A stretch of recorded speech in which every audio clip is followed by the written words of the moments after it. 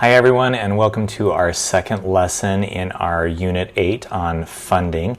In this lesson 8.2, we're going to talk about debt and equity finance. And so our objective is to compare debt and equity financing to understand the advantages, the disadvantages, and the financial implications of each for businesses and for investors.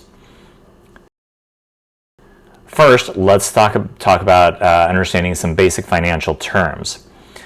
So some funding terms include credit, debt, equity, and interest rates. So let's talk about each one of these individually.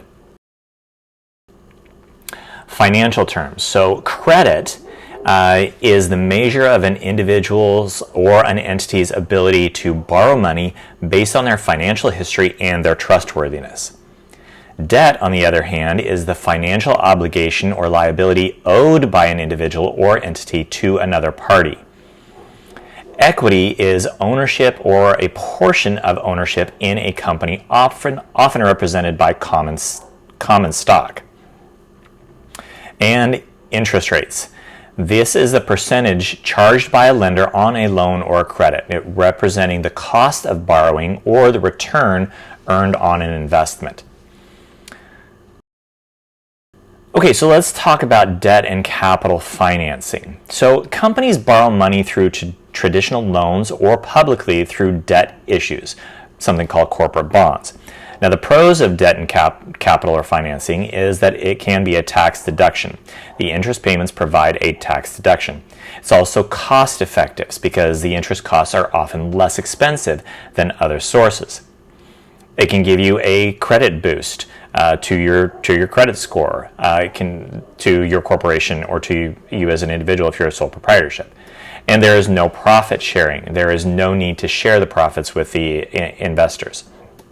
Cons, on the other hand, is the repayment obligation. The principal and the interest must be repaid even in low profit situations. So there is a risk of default, which is failure to pay may result in default or bankruptcy. Now, on the other hand, there's something called equity capital or equity financing. So companies raise capital by selling ownership stakes or shares to investors.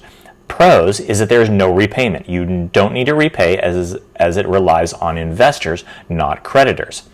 Your credit history is irrelevant when it comes to equity financing. This allows companies, even with poor credit histories, to raise money. Cons, on the other hand, include dilution. This is selling shares dilutes some of your control because investors have voting rights. And it can be costly. Equity capital tends to be expensive as investors expect a share in the profit. And there's no tax benefits that are offered. There's no tax benefits like those offered by debt financing. So when you're doing something like a loan, debt financing, you have to fill out a commercial loan. And this is a request for a financial support from a business. As I said, it is a type of debt financing. In most loan applications require a business plan. And we're going to talk more about business plans in another lesson. Now, as far as repayment concepts, there are a couple different ones. Some of those repayment concepts, most loans require a structured repayment system, often using something called end of month or EOM. So EOM is where the payment is due at the end of the month, regardless of when the invoice was sent.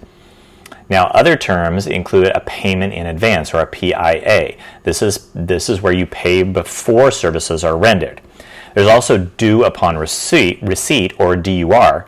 This is where you pay immediately upon receiving the invoice. So let's talk about a little bit about the advantages of these repayment terms. So the advantages, when it comes to the end of the month, it's on a predictable monthly schedule. As far as payment in advance, you're providing the cash up front.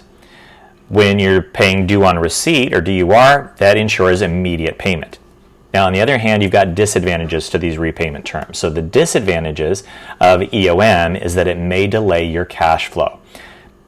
For PIA, customers may hesitate due to the upfront payment. And in DUR, it may affect your cash flow for the buyer. Now, when you're talking about banks and end of month, banks tend to require an end of month payment in order for predictability. All right, and so that is our 8.2 lesson where we compare debt and equity financing to understand the advantages, the disadvantages, and the financial implications of each for businesses and for investors.